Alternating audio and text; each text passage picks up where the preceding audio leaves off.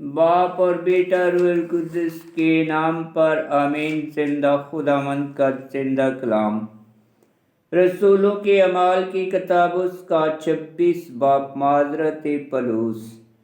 इस पर अगरपा ने पलूस से कहा, तुझे अपना बयान करने की इजाज़त है। तब पलूस हाथ उठाकर अपना उज़र यूं पेश करने लगा, ए अगरपा बादशाह, मैं उन सब बातों की बाबत जिनका यहूदी मुझ पर इल्ज़ाम लगाते हैं, आज तेरे हजूर जवाबदेही करना अपनी सद्दात जानता हूँ, ख़ास कर इसलिए कि तू यहूदियों की सब रसूम और मसाइल से वाक़फ़ है। पास मैं तेरी मिन्नत करता हूँ कि सब्र से मेरी सुन ले, चूँकि मैं आगाज़ जवानी ही से अपनी कौम के दरमियान यरूशलेम में था।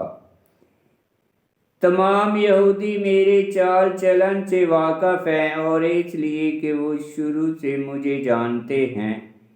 अगर वो चाहें तो गवाह हो सकते हैं कि मैं फरीसी होकर अपने दीन के सब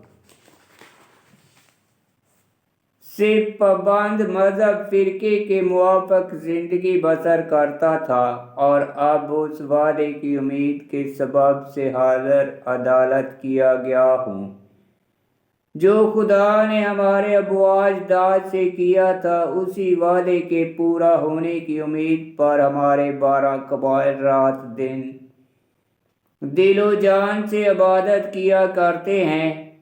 इसी उम्मीद के सबब से ए बादशाह, यहूदी मुझ पर लानत करते हैं। ये बात तुम्हारे नज़दीक क्यों कर नाकाबिल एतबार समझी जाए कि खुदा मुर्दों को जिंदा करता है।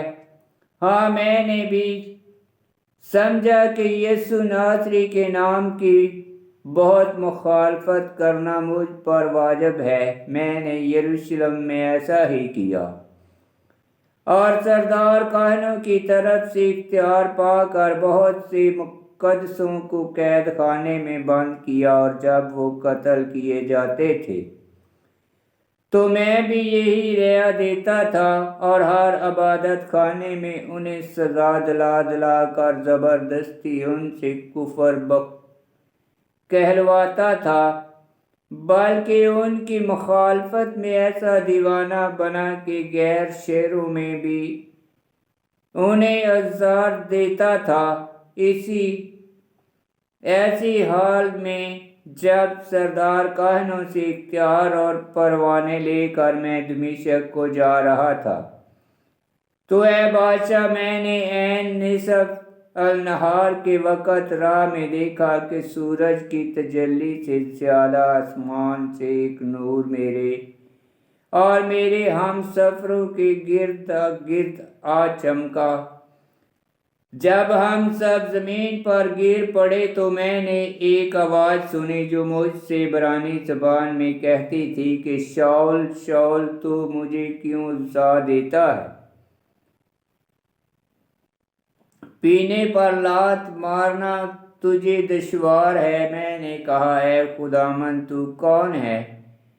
खुदावंद ने कहा, मैं यीशु हूँ जिसे तू इज़्ज़ा देता है, लेकिन उठ और अपने पाँव पर खड़ा हो, क्योंकि मैं इसलिए तुझ पर ज़ाहिर हुआ हूँ कि तुझे उन बातों का खादम और गवाह ठहराऊँ जो तूने देखी हैं और जो मैं तुझे दिखाया करूँगा। मैं तुझे इस उम्मत से और गैर कौमों से भी बचाता रहूँगा जिनके पास मैं तुझे अब इसलिए भेजता हूँ कि उनकी आँखें खोल दे, ताकि अंधेरे से रोशनी की तरफ और शैतान के इख्तियार से खुदा की तरफ राग़िब हों, और मुझ ही पर ईमान रख कर अपने गुनाहों की मुआफ़ी और मुक़द्दसों के दरमियान मिरास पाएँ। इसलिए अगरपा बादशाह, मैं उस आसमानी रूह का नापरवान ना हुआ, बल्कि पहले उन्हें जताता रहा जो दमिश्क में हैं, फिर यरूशलेम और सारे मुल्क यहूदिया के बशिंदों को اور پھر غیر قوموں کے توبہ کرو اور توبہ کے لے کے مال سے خدا کی طرف رجوع لائیں۔ انہی باتوں کے سبب سے یہودیوں نے مجھے ہیکل میں پکڑ کر قتل کرنے کی کوشش کی، مگر خدا کی مدد سے میں آج تک قائم ہوں اور چھوٹے بڑے کے لیے گواہی دیتا ہوں، اور سوائے ان باتوں کے کچھ نہیں کہتا جن کی پیشن گوئی انبیاء اور موسیٰ نے بھی کی ہے، کہ واجب تھا کہ المسیح دکھ اٹھائے اور سب سے پہلے مردوں میں سے زندہ ہو کر اس امت کو اور غیر قوموں کو بھی منور کرے۔ جب وہ اس طرح جواب دہی کر رہا تھا تو فیسٹس نے بلند آواز سے کہا کہ اے پولس، تو دیوانہ ہے، تو زیادہ پڑھنے سے دیوانہ ہو گیا ہے۔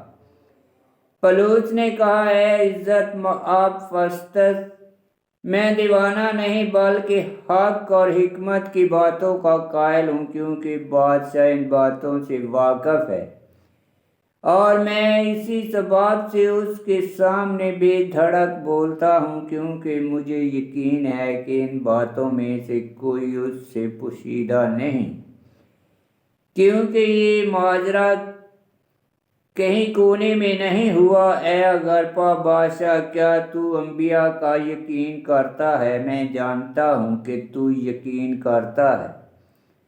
تب اگرپا نے پولس سے کہا کہ تیری ترغیب سے میں مسیح ہو جانے کے قریب ہوں۔ پولس نے کہا، چاہے قریب ہو چاہے بعید، خدا کرے کہ صرف تو ہی نہیں بلکہ سب جو میری سنتے ہیں آج میری مانند ہو جائیں، سوائے ان زنجیروں کے۔ تب بادشاہ اور حاکم اور برنیکا اور ان کے ہم نشین اٹھ کھڑے ہوئے اور الگ جا کر ایک دوسرے سے باتیں کرنے اور کہنے لگے کہ اس آدمی نے ایسا کچھ نہیں کیا جو قتل یا قید کے لائق ہو۔ اور اگرپا نے فیسٹس سے کہا، اگر اس نے قیصر کے ہاں اپیل نہ کی ہوتی تو یہ آدمی رہا کیا جا سکتا تھا۔